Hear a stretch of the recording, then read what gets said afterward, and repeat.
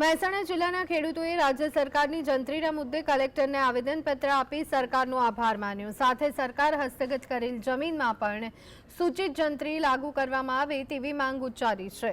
તાજેતરમાં ભારતમાલા પ્રોજેક્ટ સહિત જાટપુ અને શામળાજી હાઈવે સહિત રેલવેમાં જે ખેડૂતની જમીન સંપાદન કરાઈ હતી તે સમગ્ર મામલે ખેડૂતોમાં ભારે રોષ હતો, જે મામલે આવેદન સહિત આંદોલન કરાયું હતું।